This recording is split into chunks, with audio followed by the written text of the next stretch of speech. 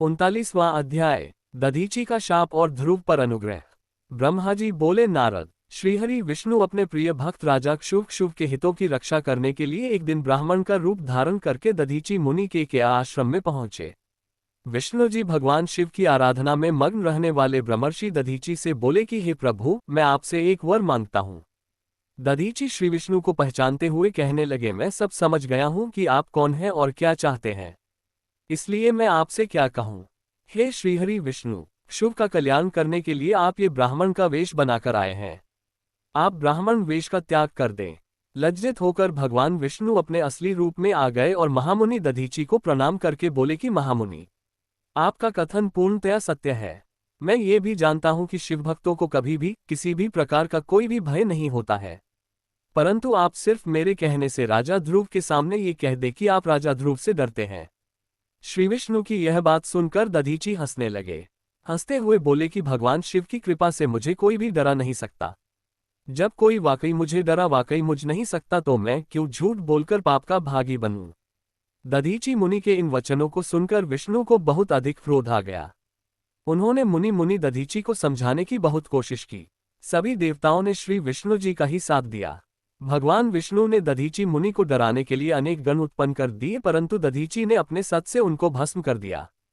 तब विष्णु जी ने वहां अपनी मूर्ति प्रकट कर दी। ये देखकर दधीची मुनि बोले, हे श्रीहरि, अब अपनी माया को त्याग दीजिए। आप अपने क्रोध और अहंकार का त्याग कर दीजिए।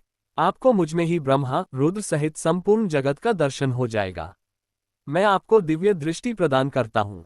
तब विष्णु जी को दधीची मुनि ने अपने शरीर में पूरे ब्रह्मांड के दर्शन करा दिए।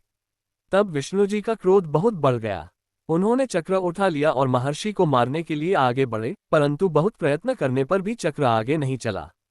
फ्लैट। ये देखकर दधीची हंसते हुए बोले कि हे श्रीहरि, आप भगवान शिव द्वारा प्रदान किए गए इस सुदर्शन चक्र से उनके ही प्रिय भक्त को मारना चाहते हैं, तो भला ये चक्र क्यों चलेगा। शिवजी द्वारा दिए गए अस्त्र से आप उनके भक्तों का विनाश किसी भी तरह नहीं कर सकते, परंतु फिर भी यदि आप मुझे मारना चाहते हैं तो ब्रह्मास्त्र आदि का प्रयोग कीजिए। लेकिन दधीची को साधारण मनुष्य समझकर विष्णु जी ने उन पर अनेक अस्त्र चलाए। तब दधीची मुनि ने धरती से मुट्ठी पर कुशा उठा ली और कुछ मंत्रों के उच्चारण के उपरांत उसे देवताओं की ओर उछाल दिया। वे कुशाएं कालाग्नि के रूप में परिवर्तित हो गईं, जिनमें देवताओं द्वारा छोड़े गए सभी अस्त्र शस्त्र जलकर भस्म हो गए। ये देखकर वहां पर उपस्थित अन्य देवता वहां से भाग खड़े हुए, परंतु श्रीहरि दधीची से युद्ध करते रहे। उन दोनों के बीच भीषण युद्ध हुआ। तब मैं ब्रह्मा राजा क्षुभ को साथ लेकर उस स्थान पर आया जहां उन दोनों के बीच युद्ध हो रहा था। मैंने भगवान विष्णु से कहा कि आपका ये प्रयास निरर्थक है, क्योंकि आप भगवान शिव के परम भक्त दधीची को हरा नहीं सकते हैं। ये सुनकर विष्णु जी शांत हो गए। उन्होंने दधीची मुनि को प्रणाम किया। तब राजा ध्रुव भी दोनों हाथ जोड़कर मुनि दधीची को प्रणाम करके उनकी स्तुति करने लगे, उनसे माफी मांगने लगे और कहने लगे कि प्रभु आप मुझ पर कृपा दृष्टि रखिए। ब्रह्मा जी बोले, नारद, इस प्रकार राजा ध्रुव द्वारा की गई स्तुति से दधीची को बहुत संतोष मिला और उन्होंने राजा ध्रुव को क्षमा कर दिया, परंतु विष्णु जी सहित अन्य देवताओं पर उनका क्रोध कम नहीं हुआ। तब क्रोधित मुनि दधीची ने इंद्र सहित सभी देवताओं और विष्णु जी को भी भगवान रुद्र की क्रोधाग्नि में नष्ट होने का शाप दे दिया। इसके बाद राजा क्षुभ ने दधीची को पुनः नमस्कार कर उनकी आराधना की और फिर वे अपने राज्य की ओर चल दिए। राजा ध्रुव के वहां से चले जाने के पश्चात इंद्र सहित सभी देवगणों ने भी अपने अपने धाम की ओर प्रस्थान किया। तदुपरांत श्रीहरि विष्णु भी बैकुंठ धाम को चले गए। तब से वह पुण्य स्थान थानेश्वर नामक तीर्थ के रूप में विख्यात हुआ।